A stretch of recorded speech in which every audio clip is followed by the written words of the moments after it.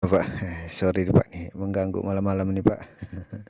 Ya Pak, bisakah Pak cerita sedikit nih tentang sejarah Firebo dan nenek moyangnya dari mana dan bagaimana awal mula mereka membangun rumah-rumah tradisional ini Bapak. Dia nelayan terdamparnya di Bima.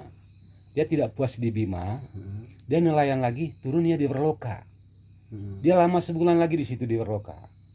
Habis itu dia lari lagi dari Werloka ke Nangapang Iteng. Nah, itu kan punya nenek. Iya. Habis dari Iteng, dia larinya ke Todo. Kan ada rumah kerucut begini di Todo. Ada juga, iya, iya. Sampai di Todo dulu ada percecokan antara adik kakak.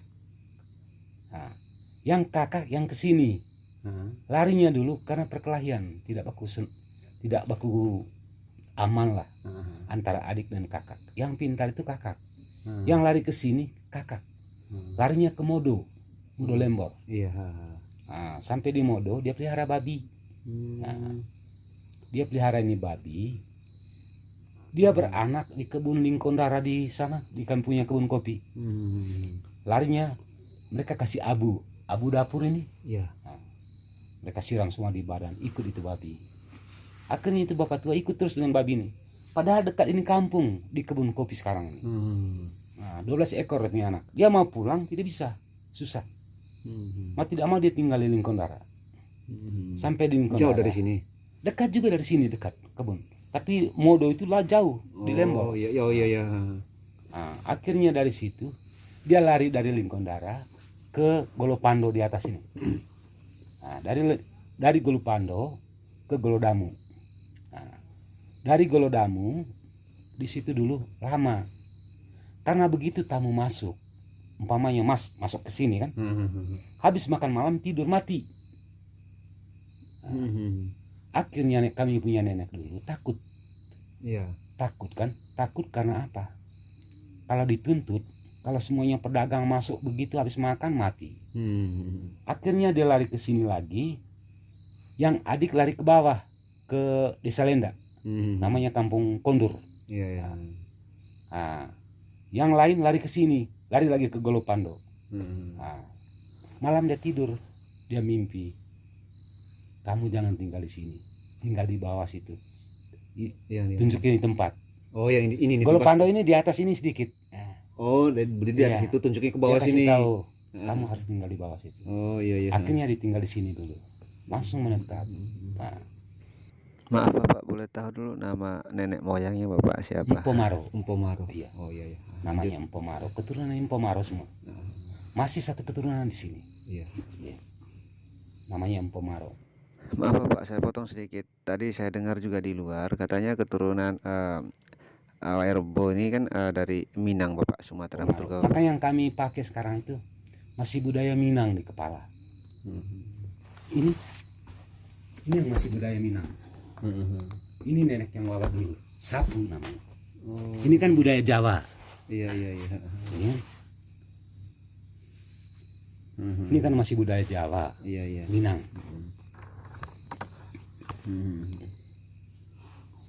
Setelah itu dulu tinggal tidak lama, banyak dulu.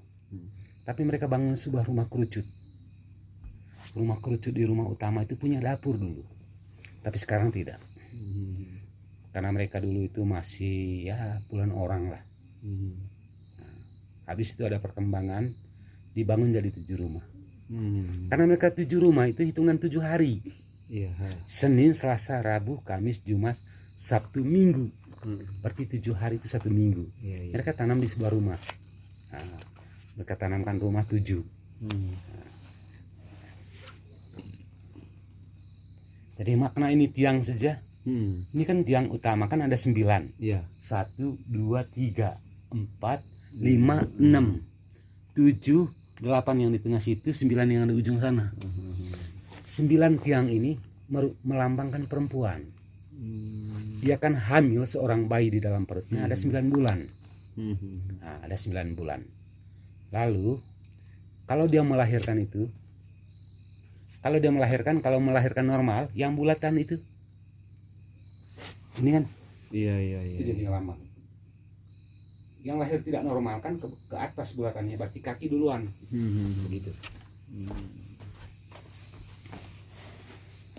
Itu kepala lebih duluan kalau melahirkan. Makanya kepalanya itu bulatannya itu ke bawah. Oh, berarti semua modelnya ada nilai filosofi Ada nilai semua. iya, filosofi semua. Dulu memang tidak ada dapur di situ semua rumah. Iya. Karena tanpa asap dia tidak awet, cepat lapuk. Oh, kalau tanpa asap. Tanpa asap. Sekarang kan di penginapan kan ada tungkunya di tengah situ. Ada tungkunya. Kalau tamu tidak ada, Oh. jam 10, kalau sudah tidak ada tamu masuk jam 10, bikin api di situ. Iya, bikin api. Buka semua. Kan ada tutupannya Oh, iya iya iya. di area tempat makan itu. Dia butuh asap ini. Dulu sejak pakai alang-alang saja, tidak pakai ijuk begini. Itu 70 tahun baru rehab. Tapi bukan rehab ini ke atas, ini yang ke bawah. Iya iya. Karena dia tidak kena asap, sebatas ini dia kena asap. Oh. Kalau yang kena asap ini ke atas, butuh Pak. Bisa kena 100 tahun baru diganti. Iya iya. Yang bulat itu yang di fondasi bundar itu kuburan nenek moyang ya. Yang mana? Ini dari sebelah sini. Yang bulat itu? Yang katanya, Bukan. yang katanya Bukan sakral itu. fondasi. Itu bukan, itu namanya sompang. Sumpang. Di Compang itu artinya tempat syukuran tahun yang kita pakai dengan penerimaan tahun baru.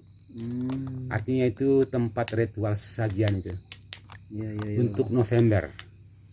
Bulannya yang biasa acara di Sompang situ kan itu ada alat persembahan baru itu. Iya iya iya. Mei, Oktober sama November. Nah, Novembernya kena tanggal 16. Kalau tamu mau ikut harus tanggal 15 sore sudah ada di sini. November tanggal November, 16. Tanggal 16 pagi mulai pagi, acara. iya. tanggal 15 Pagi ya. masuk. Harus tanggal 15 masuk. Kan kalau belajar sebelum pandemi itu tamu yang nginap 2 malam itu tanggal 15 masuk sampai tanggal 16 malam, pagi tanggal 17 baru pulang. Iya iya iya Pak. Iya Pak, terus ini Pak, apakah ada makna filosofinya juga nih di bentuk atap yang kerucut ini Pak? Ini melambangkan bambu yang begitu banyak dari bawah sampai di atas jadi satu titik gitu. Itu melambangkan kebersamaan. Oh iya iya. Banyak pun bambu yang datang dari bawah, tapi satu titik Ketemu sampai di titik, atas. iya. Artinya banyak masalah tetap menjadi satu. Bisa diselesaikan masalahnya. Siap, siap. Iya iya. Dan ini juga melambangkan kebun itu satu titik tapi banyak keluarnya. Sepertinya lodok itu. Iya. Nah, ini antara batas dengan teman. Yang tengah itu satu orang, sebelahnya ini lagi satu orang, itu batasnya. Oh. Nah, batas tanah dengan keluarga lain. Iya iya iya. Kan sepertinya lodok. Jadi di sini 5 rumah itu ada 6 kepala keluarga. Kalau rumah utamanya 8. Yang menerima ritual di dalam itu ada 14 orang. Tapi rata-rata usia 60. Karena sekarang itu ada yang 80, 90. Tapi sudah tua. Dia posisinya harus tinggal di daerah pantai. Di bawah semua yang tua. Iya iya. Nah, sehingga sekarang ini ada yang umur 60, 70. Karena wajib ikut semua. Harus terlibat. Karena masih satu keturunan. Nah, karena di sini hanya satu keturunan, nenek satu sih, Mpok Maro. Iya, Mpok Maro itu ya. Maro itu meninggalnya di bawah. Dia tidak meninggal di sini dulu. Karena dia sudah tua dingin, tinggal di bawah. Iya iya. Bapak tahun berapa itu Empu apa sih? Mpok Maro ke sini. Mpok Maro ke sini. Kami ini sejarahnya dari silsilah orang tua aja. Saya ini termasuk generasi yang ke-19. Nah, generasi yang ke-19 sekarang. Iya iya. Sama bapak tua yang Sama menerima bapak ritual. itu, Itu ya, saya punya kakak gitu. Hmm, Bapak Binyamin itu. iya. Adik kakak bapak. Adik kakak ya. Iya. Kami ini generasi yang ke-19 sekarang. Iya iya. Rata-rata di sini Mas, maksimal orang tua itu matinya 100 lebih tahun. Begitu ya. Iya. Di usia kami ini mungkin itu saja yang kurang mungkin. Karena makanan kami sekarang ini bergantung kepada pasar. Iya. Kalau orang tua dulu begitu kami tamat sampai SD, masuk SD, itu makan pakai rebus semua. Jagung. Makan jagung malam. Pagi makan jagung. Siang makan ubi. Itu sudah makan siang itu. Nah, sebatas kalau tamu ada datang, pedagang kain atau pedagang apa saja masuk ke kampung, itu baru masak nasi. Tapi nasi gunung, padi gunung. Itu tidak pernah penyakit orang tua dulu. Pokoknya kami punya bapak aja meninggal 99 tahun. Yang lain ratusan tahun lebih. Iya. Karena mereka punya makanan itu bukan bergantung ke pasar. Iya Bapak ya. Oh, orang Minang. Iya. Bapak ya. Masih budaya Minang ini yang masih sisa di sini. Budaya Minang. Tidak terlupakan itu budaya. Dan pintar tuh nenek itu.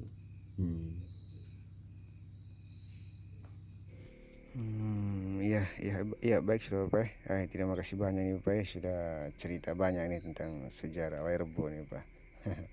Ya kita lanjut besok lagi Bapak. Kita istirahat dulu.